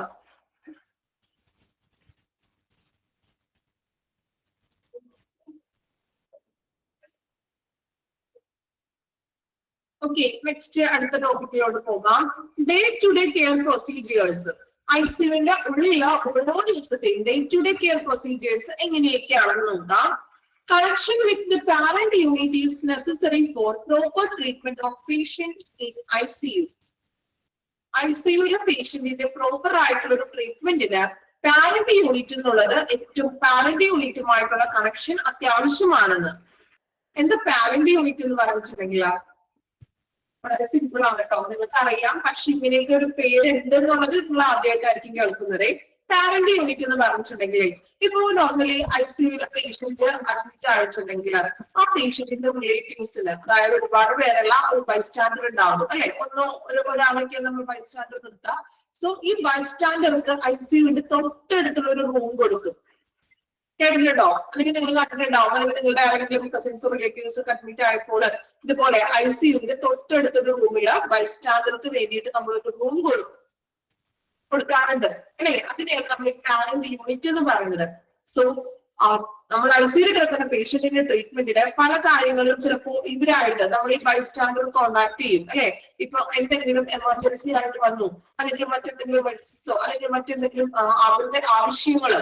സോ ഈ ഡോക്ടേഴ്സും അല്ലെങ്കിൽ നഴ്സിംഗ് സ്റ്റാഫുകളും ഈ ബൈസ്റ്റാൻഡേഴ്സ് ആയിട്ട് എപ്പോഴും ഒരു കണക്ഷൻ ഉണ്ടായിരിക്കണം. സോ പ്രോപ്പർ ട്രീറ്റ്മെന്റിന് പാരന്റ് യൂണിറ്റ് ആയിട്ട് കണക്ഷൻ അത്യാവശ്യമാണ്. ഇതാണ് പാരന്റ് യൂണിറ്റ് എന്ന് പറയുന്നത്. ക്ലിയർ ആയോ? നിങ്ങൾക്ക് സംഭവം എന്താണെന്നൊക്കെ അറിയാം, പക്ഷെ അതിന് ഇങ്ങനെ ഒരു പാരന്റ് യൂണിറ്റ് എന്ന് പറയുന്നത് നിങ്ങൾ ആദ്യമായിട്ടായിരിക്കും കേൾക്കുന്നത് അല്ലെ. ആണോ? റൂം കൊടുക്കുന്നുണ്ടെന്ന് അറിയാലോ. ICUവിന്റെ അടുത്തായിട്ട് ചിലപ്പോ ഒരു റൂം ഉണ്ടാകും. ഓക്കെ, അതിനെയാണ് പാരന്റ് യൂണിറ്റ് എന്ന് പറഞ്ഞിട്ടുണ്ടെങ്കിൽ. Then second one, routine ICU rounds shall be held in morning at 9 to 11 AM. Underline ചെയ്യാം, 9 to 11 underline ചെയ്യാം. ടൈമിംഗ് ആണ് ICUവിന്റെ റൗണ്ട്സ് എന്ന് പറയുന്നത്. ഡോക്ടേഴ്സ് റൗണ്ട്സിന് വേണ്ടി ICUവിൽ പോകുന്ന ടൈം എന്ന് പറയുന്നത് മോർണിംഗ് 9 to 11 AM 9 to 11 ആ ഒരു ടൈമിങ്ങിനുള്ളിലാണ് ICUലെ ഡോക്ടേഴ്സ് റൗണ്ട്സ് നടത്തുന്നത്. Under whom the patient is admitted. The main decisions regarding treatment is taken in these rounds. പേഷ്യന്റിന്റെ ട്രീറ്റ്മെന്റ്സിന്റെ മെയിൻ ആയിട്ടുള്ള തീരുമാനങ്ങൾ ഡിസിഷൻസുകൾ എടുക്കുന്നത് ഈ റൗണ്ട്സിൽ വരുമ്പോഴാണ് ഡോക്ടേഴ്സ് തീരുമാനങ്ങൾ എടുക്കുന്നത്. ചിലപ്പോ മേ ബി അവർക്ക് ബുദ്ധിമുട്ട് എന്താണ് കുറച്ചും കൂടി അവര് സ്റ്റേബിൾ ആയിട്ടുള്ള പേഷ്യന്റിന് ചിലപ്പോൾ റൂമിലോട്ട് മാറ്റാൻ പറയും.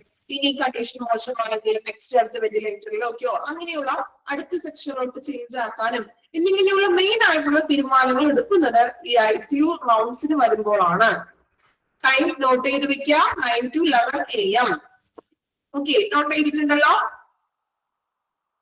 മൂന്നാമത്തെ point, the treatment initiated to patient is written by senior resident posted in ICU.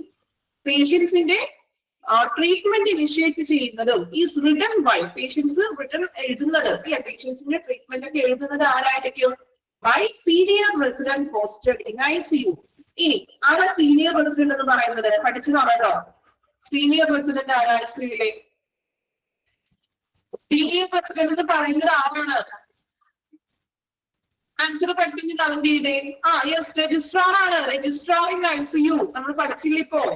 Registrar in ICU ആണ് സീനിയർ റെസിഡന്റ് എന്ന് പറയുന്നത്. ഓക്കെ, സോ ട്രീറ്റ്മെന്റ് ഇനിഷ്യേറ്റ് ചെയ്യുന്നത് ആ ICUലെ പേഷ്യൻസിന്റെ ട്രീറ്റ്മെന്റ്സുകൾ സ്റ്റാർട്ട് ചെയ്യുന്നത് അത് റിട്ടേൺ ചെയ്യുന്നതും അല്ലെങ്കിൽ എഴുതുന്നതും ട്രീറ്റ്മെന്റ്സിന്റെ കാര്യങ്ങളെല്ലാം എഴുതുന്നത് ആരാണ്? Senior resident posted in ICU.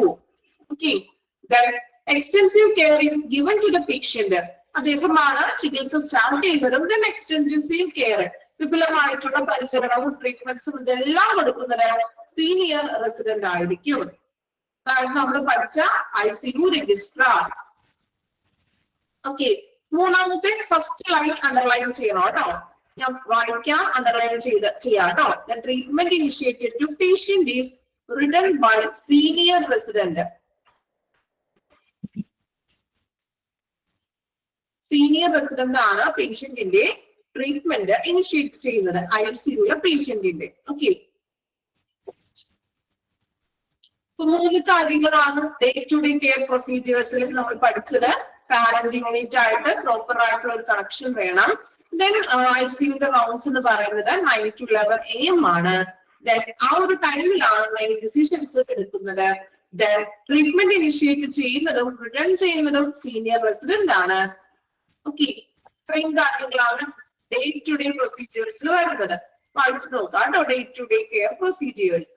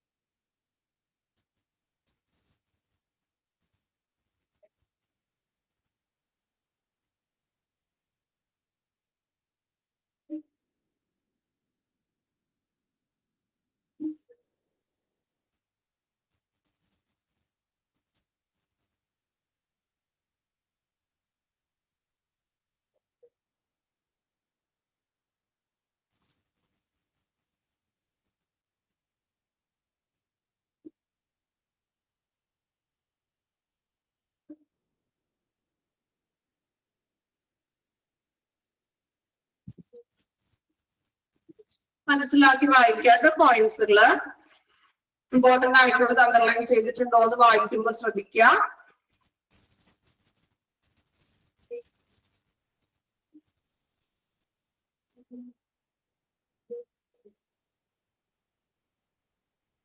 Complete ചെയ്തോ? Day to day care procedures.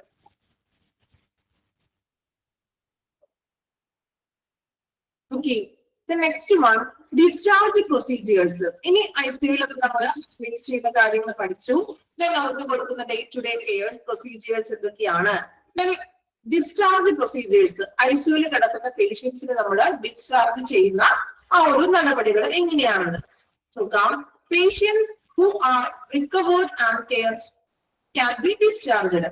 Patient ഇപ്പൊ ഒരു ക്രിട്ടിക്കൽ ആയിട്ട് വന്ന ഒരു പേഷ്യന്റ് ആയിരിക്കാം, ഐസിയുവിൽ വന്ന് ഇമ്മീഡിയറ്റ് ആയിട്ടുള്ള പരിചരണമൊക്കെ അവർക്ക് ലഭിച്ചു, റിക്കവേർഡ്, അവർ ആ ഒരു വന്ന അവസ്ഥയിൽ നിന്നും റിക്കവറി ആയി, ആൻഡ് ആർ സ്റ്റഡി, അവിടെ സ്റ്റഡി ആയി, എങ്കിൽ നമുക്ക് അത്തരത്തിലുള്ള പേഷ്യന്റിനെ എന്ത് ചെയ്യാം, ഡിസ്ചാർജ് ചെയ്യാം. ഓക്കെ, ദെൻ രണ്ടാമതായിട്ട് പറയുന്നത് patient in whom immediate threat is lessened by but needs close observation can either be discharged to wards or in intermediate care area depending on need for ICU beds. രണ്ടാമത്തെ situation പറയുന്നത് patient in whom immediate threat is lessened. Immediate threat എന്ന് വെച്ചിട്ടുണ്ടെങ്കിൽ എന്താണ്, immediate ആയിട്ടുള്ള critical സ്റ്റേജിൽ നിന്നും അതിൽ നിന്നും കുറച്ചുകൂടി ആള് കേപ്പബിൾ ആയി, ലെസൺ ആ ഒരു ക്രിട്ടിക്കൽ സിറ്റുവേഷൻ ലെസൺ കുറഞ്ഞു വന്ന്, ബട്ട് നീഡ് ക്ലോസ് ഒബ്സർവേഷൻ, പക്ഷേ ക്ലോസ് ആയിട്ടുള്ള ഒബ്സർവേഷൻ ആവശ്യമാണ്. പൂർണ്ണമായിട്ടും മാറി എന്ന് പറയാൻ പറ്റില്ല, മേ ബി എപ്പോ വേണമെങ്കിലും ചിലപ്പോ വീണ്ടും പഴയ സിറ്റുവേഷൻസിലോട്ട് വരാം എന്നുള്ള രീതിയിൽ. അപ്പൊ ഇമ്മീഡിയറ്റ് ആയിട്ടുള്ള ക്രിട്ടിക്കൽ ആയിട്ടുള്ള സിറ്റുവേഷൻ കുറഞ്ഞു, പക്ഷേ ക്ലോസ് ആയിട്ടുള്ള ഒബ്സർവേഷൻ ആവശ്യമാണ് എന്നുള്ള രീതിയിലാണെങ്കിൽ നമുക്ക് ഡിസ്ചാർജിങ് ടു വാർഡ്സ്, ഐസിയുവിന്റെ തൊട്ടടുത്തുള്ള വാർഡിലോട്ട് നമുക്ക് ഡിസ്ചാർജ് ചെയ്യാം.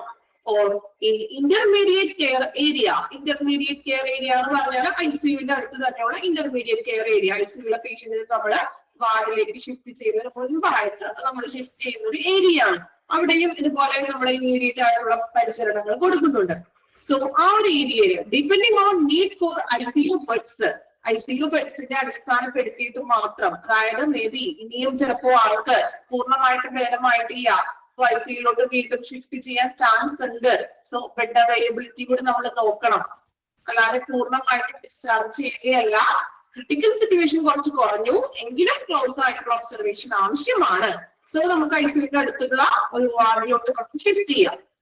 ദെൻ മേ ബി ആവശ്യമെങ്കിൽ പെട്ടെന്ന് കണ്ടീഷൻ മോശമാകുകയാണെങ്കിൽ എന്ത് ചെയ്യാം, നമുക്ക് ICUയിലോട്ട് തന്നെ ഷിഫ്റ്റ് ചെയ്യേണ്ടത് വരും. സോ ICUവിന്റെ ബെഡ്സ് കൂടി നമ്മൾ അവൈലബിലിറ്റി കൂടി നോക്കി വെക്കണം. ഓക്കെ, അതാണ് രണ്ടാമത്തെ ഡിസ്ചാർജ് പ്രൊസീജിയർ പറയുന്നത്. ഇനി മൂന്നാമത്തെ ഡിസ്ചാർജ് നോക്കാം. Patients in whom death is agreed to be even if intensive care is continued, again kept in ICU depending on availability of resources. എന്താണ് പറയുന്നത്, patient in whom death is agreed to be even in intensive care. അതായത് ഇപ്പോ ICUയിൽ പരിചരണം തുടർന്നുകൊണ്ടിരിക്കുകയാണെങ്കിലും ചിലപ്പോൾ ആൾക്ക് മരണം സംഭവിക്കാം. അതായത് ഇപ്പൊ ഡോക്ടേഴ്സ് നോക്കിയിട്ട് ഇപ്പൊ നമുക്കറിയാം ഒരുപാട് ഏജ്ഡ് ആയിട്ടുള്ളവരൊക്കെ ആണെങ്കിലും അതുപോലെ ചില കണ്ടീഷൻസ് നമ്മൾ ഡോക്ടറിൽ നിങ്ങൾ കേട്ടിട്ടുണ്ടാവും, ഡോക്ടേഴ്സ് പറഞ്ഞ് മെഡിസിനോട് പ്രതികരിക്കണില്ല എന്ന് പറയും, കേട്ടിട്ടുണ്ടോ? മെഡിസിനോട് പ്രതികരിക്കണില്ല എന്ന് പറയും. മാക്സിമം ഡോക്ടേഴ്സിന്റെ ഭാഗത്തു നിന്നും ഹോസ്പിറ്റലിന്റെ ഭാഗത്തു നിന്നും മാക്സിമം അവർ കെയർ ചെയ്യും. എങ്കിലും ചിലപ്പോൾ ഒരാഴ്ചയോളം ICUയിൽ കിടന്നിട്ടും മെഡിസിനോട് പ്രതികരിക്കണില്ല, യാതൊരു റെസ്പോണ്ടും ബോഡി ചെയ്യുന്നില്ല, പ്രതികരിക്കുന്നില്ല. അപ്പോൾ ഡോക്ടേഴ്സിന് അറിയാൻ പറ്റും അല്ലെ, മോസ്റ്റ് ക്രിട്ടിക്കൽ ആണ്, ചിലപ്പോൾ മേ ബി മരണം സംഭവിക്കാം, നമ്മൾ ഇതിന് എത്ര ദിവസം ICUയിൽ കിടത്തിയത് കൊണ്ട് കാര്യമില്ല എന്നുള്ള ഒരു രീതിയിലാണെങ്കിലും നമ്മൾ പേഷ്യന്റിനെ എന്ത് ചെയ്യുന്നു, ഡിസ്ചാർജ് ചെയ്യും. ആ ഒരു സിറ്റുവേഷൻസിൽ മാക്സിമം അവരുടെ ട്രീറ്റ്മെന്റ്സും കെയറുകൾ കൊടുക്കും. ദെൻ ആ ഒരു സിറ്റുവേഷൻസിൽ നമ്മളിങ്ങനെ തുടർന്നുകൊണ്ടിരിക്കുകയാണെങ്കിലും മരണം സംഭവിക്കാം എന്നുള്ള ഒരു രീതിയിലുള്ള പേഷ്യൻസിനെ ആണെങ്കിലും നമ്മൾ ICUയിൽ നിന്നും ഡിസ്ചാർജ് ചെയ്യുന്നു. ഓക്കെ, അപ്പൊ 3 ഡിസ്ചാർജ് പ്രൊസീജിയേഴ്സ് ആണ് പറഞ്ഞത്. ഒരു പ്രാവശ്യം കൂടി പറയാം. ഒന്നാമതായിട്ട് പറയുന്നത് പേഷ്യന്റ് റിക്കവറി ആയിട്ടുള്ള പേഷ്യൻസും സ്റ്റഡി ആയിട്ടുള്ളത്, അവരൊക്കെ ആയി ട്രീറ്റ്മെന്റ്സ് ഒക്കെ കിട്ടി നോർമൽ ലൈഫിലോട്ട് തിരിച്ചു വന്ന പേഷ്യൻസിനെ നമുക്ക് ഡിസ്ചാർജ് ചെയ്യാം. രണ്ടാമതായിട്ട് പറയുന്നത് കുറച്ച് ക്രിട്ടിക്കൽ സിറ്റുവേഷൻസ് അവർ കവർ ചെയ്തു, പക്ഷേ ക്ലോസ് ഒബ്സർവേഷൻ വേണം എന്നുള്ള പേഷ്യൻസിന് നമുക്ക് ICUവിന്റെ അടുത്തുള്ള ഇന്റർമീഡിയറ്റ് കെയറിലോ അല്ലെങ്കിൽ അടുത്തുള്ള ഒരു വാർഡിലോ ഷിഫ്റ്റ് ചെയ്യാം. മൂന്നാമതായിട്ട് പറയുന്നത് പേഷ്യന്റിനെ നമ്മൾ ICUവിൽ തുടർന്നുകൊണ്ടിരിക്കുകയാണെങ്കിലും മരണം സംഭവിക്കാം എന്നുള്ള രീതിയിലുള്ള പേഷ്യൻസിനെ ആണെങ്കിലും നമ്മൾ ICUയിൽ നിന്നും ഡിസ്ചാർജ് ചെയ്യുന്നു. 3 പ്രൊസീജിയേഴ്സ് ആണ്. ക്ലിയർ ആണോ? 3 പ്രൊസീജിയേഴ്സ് ഏതൊക്കെയാണെന്ന് നേരത്തെ വായിച്ചു നോക്കാം, മനസ്സിലാക്കി വായിക്കണം കേട്ടോ. അതിൽ പ്രത്യേകിച്ച് അണ്ടർലൈൻ ചെയ്യാനൊന്നുമില്ല. ജസ്റ്റ് ആ പ്രൊസീജിയേഴ്സ് നിങ്ങൾ മനസ്സിലാക്കിയിരിക്കുക.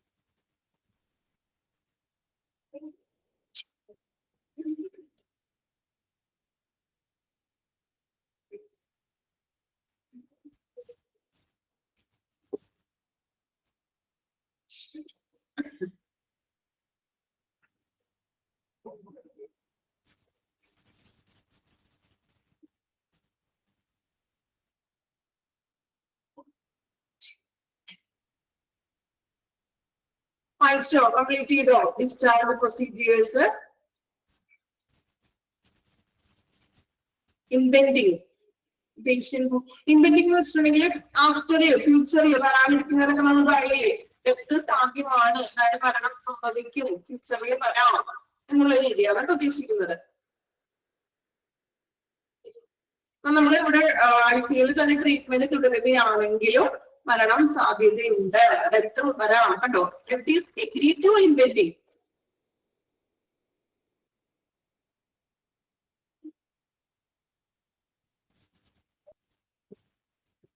Complete ചെയ്തോ? Then next one, responsibilities of in charge of ICUs.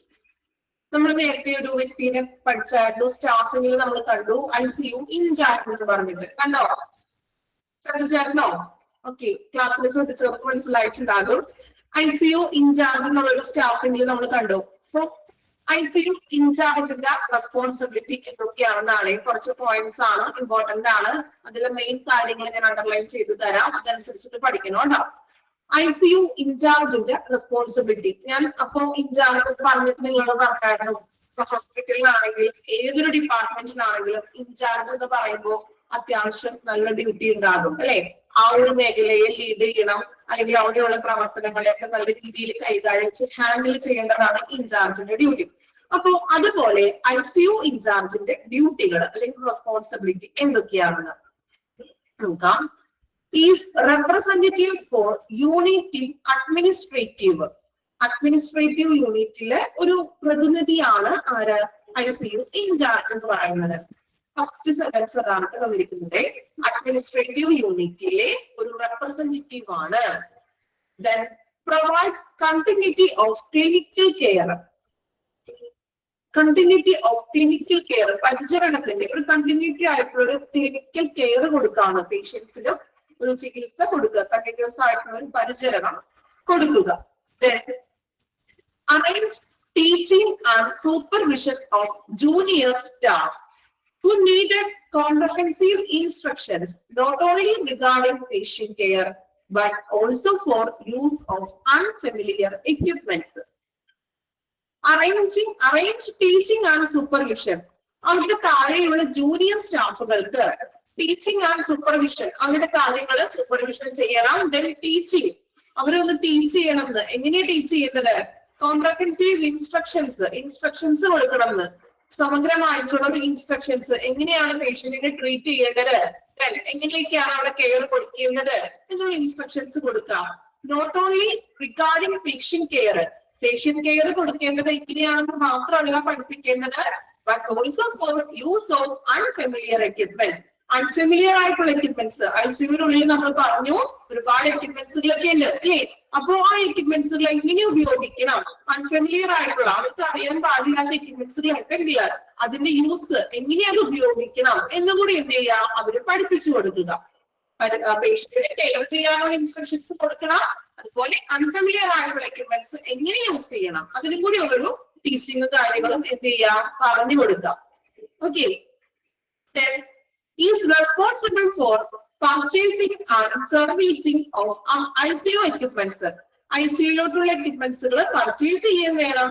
Then അവിടെയുള്ള എക്യുപ്മെന്റ്സുകൾക്ക് എന്തെങ്കിലും കേടുപാടുകളൊക്കെ ഉണ്ടെങ്കിൽ അത് സർവീസ് ചെയ്യേണ്ട ഡ്യൂട്ടിയും ICU ഇൻചാർജിന്റേതാണ്. ആ ഒരു പോയിന്റ് അണ്ടർലൈൻ ചെയ്യണം കേട്ടോ. Is responsible for purchasing and servicing of ICU equipment. Previously ചോദിച്ചിട്ടുള്ള ക്വസ്റ്റ്യൻ ആണ് കേട്ടോ അത്. പ്രീവിയസ്ലി ചോദിച്ചിട്ടുള്ള ക്വസ്റ്റ്യൻ ആണ്. Who is responsible for purchasing and servicing of ICU equipment? അങ്ങനെയായിരുന്നു ക്വസ്റ്റ്യൻ വന്നത് കേട്ടോ. ഓക്കെ, അപ്പൊ എല്ലാം ഉള്ളിലുള്ള പോയിന്റ്സുകൾ നമ്മൾ ഓർത്ത് വെക്കണം. പ്രീവിയസ്ലി ചോദിച്ചിട്ടുള്ളത് ഞാൻ പറയാം, അണ്ടർലൈൻ ചെയ്ത് വെച്ച് വെക്കാം ഓരോ ചാപ്റ്റേഴ്സിലും. Okay, then next one, should initiate research and be recognized as an authority. എന്താണ് പറയുന്നത്? should initiate research and can be recognized as an authority. Authority എന്ന നിലയിൽ എന്താണ് റിസർച്ചുകൾക്കും കാര്യങ്ങൾക്കും ഇനിഷ്യേറ്റ് ചെയ്യാനുള്ളത്. ഇപ്പൊ ഗവേഷണങ്ങളൊക്കെ നടത്താനാണെങ്കിൽ അതിന് ഈ ഒരു ICU ഇൻചാർജും കൂടി അതിൽ ഇൻക്ലൂഡഡ് ആവണം. Then should review all treatment regimen with staff. എന്താണ് പറയുന്നത്? എല്ലാ ചികിത്സയിലെയും ട്രീറ്റ്മെന്റ് റെജിമെൻ എന്ന് പറഞ്ഞിട്ടുണ്ടെങ്കിൽ എന്താ, ജീവനക്കാരുമായിട്ടുള്ള ഒരു റെജിമെൻ എന്ന് പറഞ്ഞിട്ടുണ്ടെങ്കിൽ ഒരു ചിട്ടയായിട്ടുള്ള ഇപ്പൊ ട്രീറ്റ്മെന്റ്സിന്റെ കാര്യങ്ങൾക്കും മറ്റും സ്റ്റാഫുകൾക്കും ഒരു ചിട്ടയായിട്ടുള്ള ഒരു റിവ്യൂ ഉണ്ടായിരിക്കണം. ഇപ്പൊ നമ്മൾ പറഞ്ഞല്ലോ ഇൻസ്ട്രക്ഷൻസുകളൊക്കെ കൊടുക്കുക. അപ്പൊ ഓരോ സ്റ്റാഫുകൾക്കും എങ്ങനെയാണ് ആ ഒരു കാര്യങ്ങളൊക്കെ ചെയ്തു കൊടുക്കുക, അതെങ്കിൽ അതൊരു ചിട്ടയായിട്ട് നമ്മൾ പറഞ്ഞ് മനസ്സിലാക്കി കൊടുക്കുക സ്റ്റാഫുകൾക്ക്. ഓക്കെ, ഇത്രയുമാണ് ഒരു ICU ഇൻചാർജിന്റെ റെസ്പോൺസിബിലിറ്റീസ് അല്ലെങ്കിൽ ഡ്യൂട്ടീസ് എന്ന് പറയുന്നത്. വായിച്ചു നോക്കാം കേട്ടോ. പർച്ചേസിംഗ് ആൻഡ് സർവീസിംഗ് അണ്ടർലൈൻ ചെയ്തിട്ടുണ്ടല്ലോ. ഓക്കെ, വായിച്ചു നോക്കാം, മനസ്സിലാക്കി വായിക്കാം.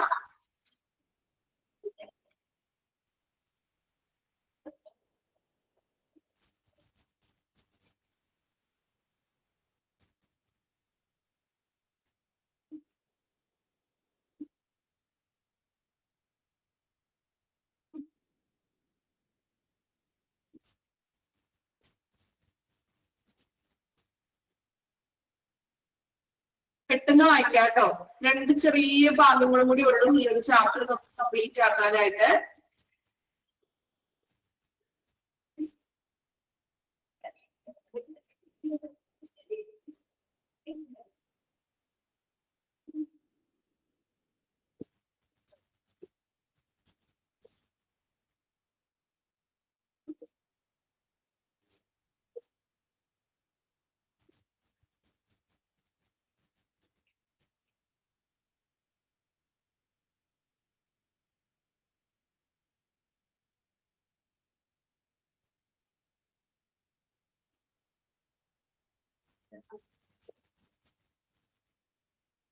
Completed all responsibility. Okay, the next one, hospital administration should ensure.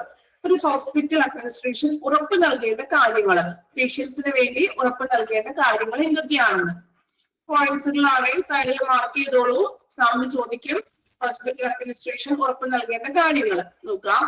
And suitable environment for patient safety. പേഷ്യന്റിന്റെ സുരക്ഷയ്ക്ക് വേണ്ടി അവർക്ക് സ്യൂട്ടബിൾ ആയിട്ടുള്ള നല്ലൊരു എൻവയോൺമെന്റ് പ്രൊവൈഡ് ചെയ്യുക. Sufficient resources in good working condition. Good working കണ്ടീഷനിലുള്ള സഫീഷ്യന്റ് ആയിട്ടുള്ള റിസോഴ്സസുകൾ പ്രൊവൈഡ് ചെയ്യാം.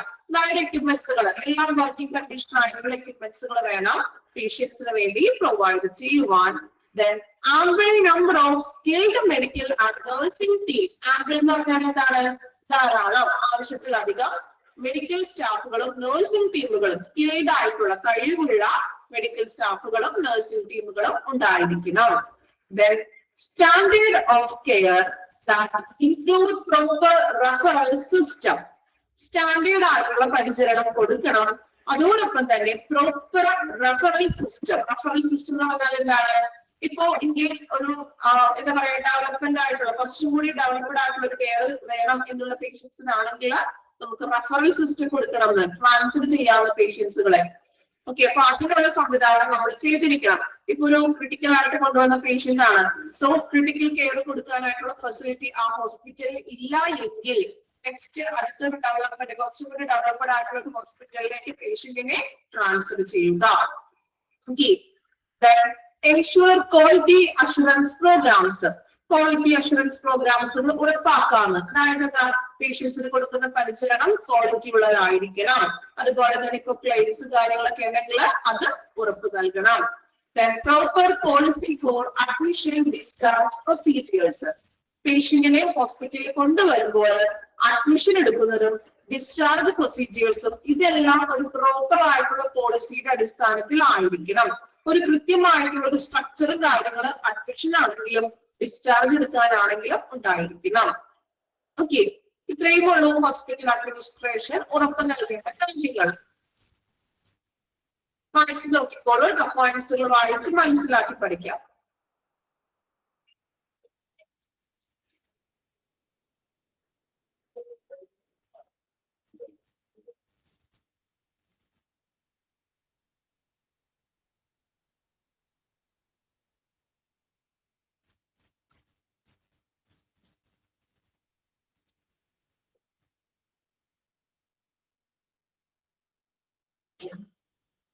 ആറ് പോയിന്റ് ഇമ്പോർട്ടന്റ് ആണല്ലോ, ഇമ്പോർട്ടന്റ് ആണ്, പഠിക്കണം കേട്ടോ, മനസ്സിലാക്കി പഠിക്കാം. ബൈഹാർട്ട് ചെയ്ത് പഠിക്കാൻ ബുദ്ധിമുട്ടുള്ള കാര്യമില്ലേ, മനസ്സിലാക്കി പഠിക്കാം. നിങ്ങൾ ഓപ്ഷൻ ഉണ്ടല്ലോ, അറ്റ്ലീസ്റ്റ് ഒരു 5 or 6 പ്രാവശ്യം വായിച്ചിട്ടുണ്ടെങ്കിൽ നിങ്ങൾക്ക് മനസ്സിലാകും. ഞാൻ ക്ലാസ് കേട്ടൊരു ഓർമ്മ വെച്ചിട്ട് നിങ്ങൾക്ക് എക്സാം അറ്റൻഡ് ചെയ്യാൻ പറ്റും. വലിയ ബുദ്ധിമുട്ടൊന്നും ഉണ്ടാവില്ല.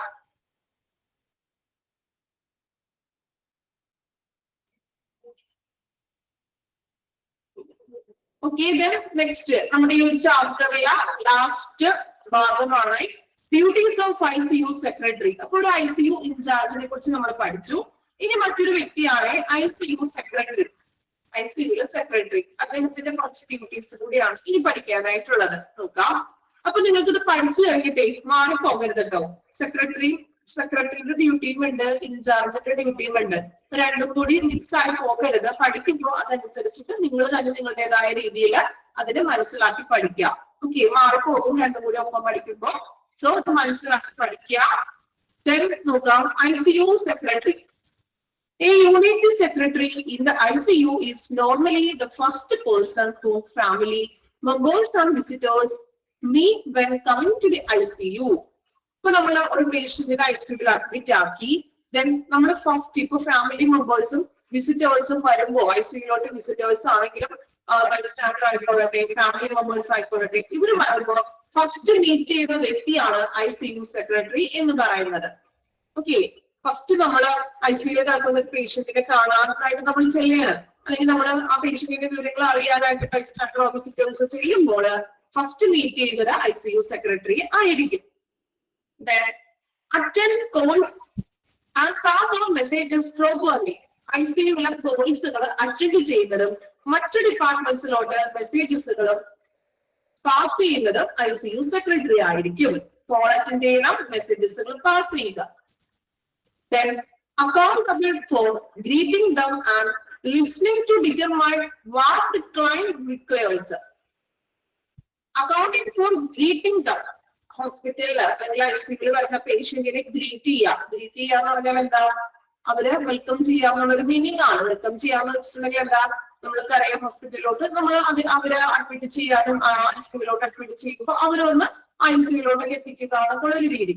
Then determine what the client requires. Client എന്ന് പറയുന്നത് ആരാണ്? പേഷ്യൻസിന്റെ ആവശ്യങ്ങളെ ഡിറ്റർമൈൻ, അതിന് മനസ്സിലാക്കിയിട്ട് അവരുടെ ആവശ്യങ്ങൾ നമ്മൾ നിറവേറ്റുക. Then the secretary is liable to answer basic questions and provide general information such as visiting hours for the ICU. Secretary is liable എന്ന് പറഞ്ഞാൽ സെക്രട്ടറിയുടെ കടമയാണെന്ന്. എന്തൊക്കെയാണ്? ബേസിക് ക്വസ്റ്റ്യൻസിന് ആൻസർ കൊടുക്കുക. ഇപ്പോ ICU കിടക്കുന്ന പേഷ്യന്റിന്റെ ബൈസ്റ്റാൻഡറോ വിസിറ്റേഴ്സോ വരുമ്പോ പേഷ്യൻസിനെ കുറിച്ച് ചോദിക്കുന്ന കാര്യങ്ങൾ അല്ലെ. സോ അതിന് ആൻസർ കൊടുക്കണം. അതുപോലെ തന്നെ ജനറൽ ഇൻഫോർമേഷൻസുകൾ കൊടുക്കുക.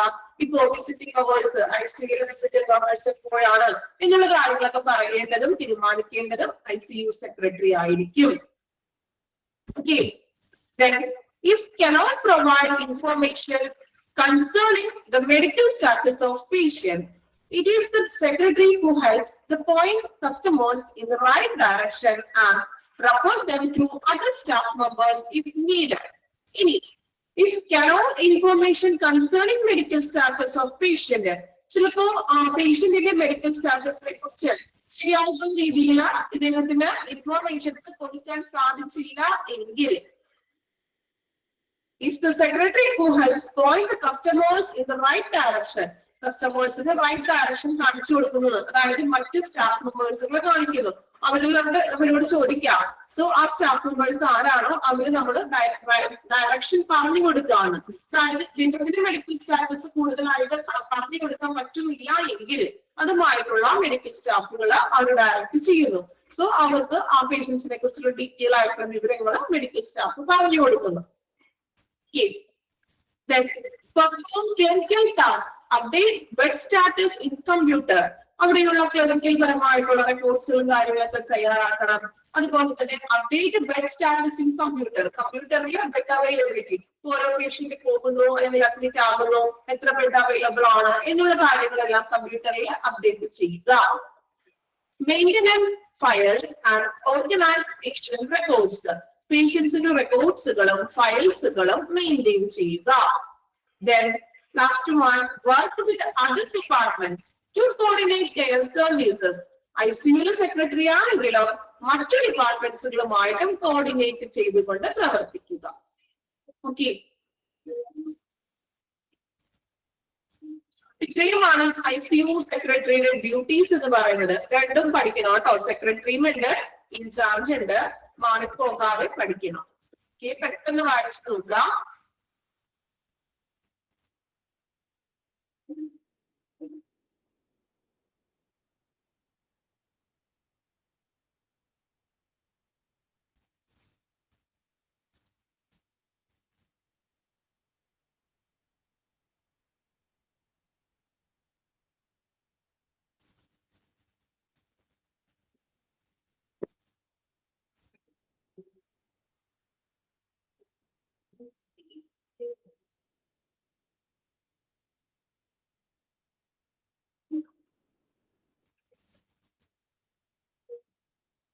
വായിച്ചെല്ലാവരും പോയിന്റ്സ് വായിക്കുക കേട്ടോ, മനസ്സിലാക്കി വായിക്കുക.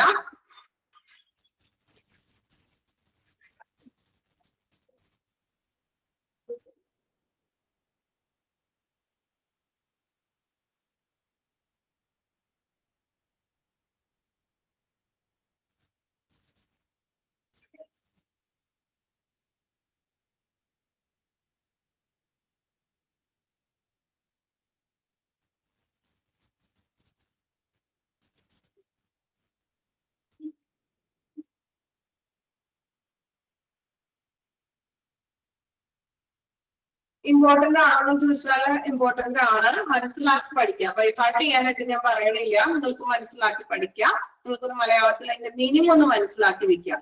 കാരണം ഒരുപാട് പേർക്ക് ചിലപ്പോ ബൈഹാർട്ട് ചെയ്യുന്ന വെച്ചിട്ടുണ്ടെങ്കിൽ ബുദ്ധിമുട്ടുള്ള കാര്യം ഓടിക്കും അല്ലെ. ചെറിയ ചെറിയ പോയിന്റ്സ് ഒക്കെ ബൈഹാർട്ട് ചെയ്യാം. ദെൻ പോയിന്റ്സുകൾ ഒരുപാട് വരുമ്പോൾ നിങ്ങൾ അത് മനസ്സിലാക്കി പഠിക്കുക. നിങ്ങളുടേതായിട്ടുള്ള രീതിയിൽ അതിനെ ചെറുതാക്കിയോ മനസ്സിലാക്കി പഠിച്ചു വെക്കാം കേട്ടോ.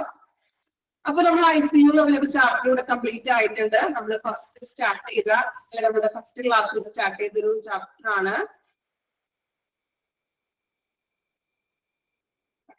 വിസിറ്റിംഗ് അവേഴ്സ് നമ്മളിവിടെ മെൻഷൻ ചെയ്തിട്ടില്ല. നോർമലി നമ്മൾ ICU പറയുകയാണെങ്കിൽ വിസിറ്റിംഗ് അവേഴ്സ് മാക്സിമം വളരെ ഷോർട്ട് ടൈം ആയിരിക്കും അല്ലെ. ഒരുപാട് നേരം വിസിറ്റിംഗ് അവേഴ്സ് വിസിറ്റിംഗ് തന്നെ അലൗഡ് അല്ല, ICU അലൗഡ് ആണ് എങ്കിലും അത് ഏറ്റവും അടുത്തൊരു 5 സ്റ്റാർ ആയിരിക്കും നമ്മള്.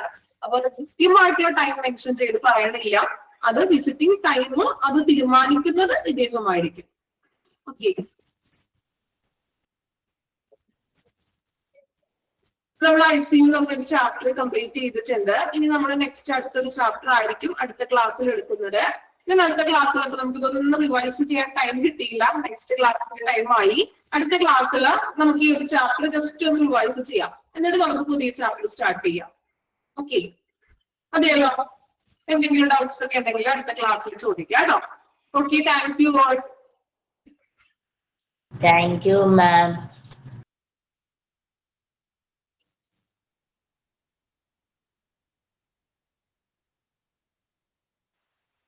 Thank you, ma'am.